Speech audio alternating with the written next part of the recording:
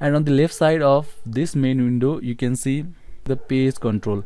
So here page control, you can see the various options. Page control has got one row and it has got another row. So if you click on setup, this page control contains options in the order that we generally follow to design our building. For example, if we click on setup, this will tell us to set up our project. So we'll give the name of the job, who is the client, job number, and other things we can fill here.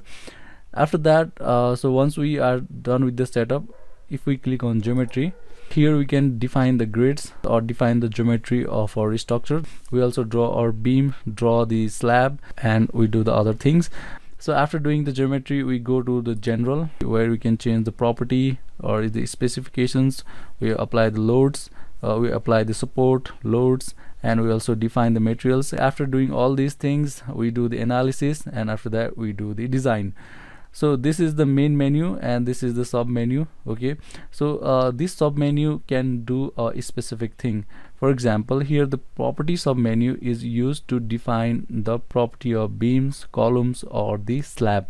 So for example, beam property means, you know, what size of beam you want and what is the material of that beam, whether it is a steel, whether it is aluminum, or other things.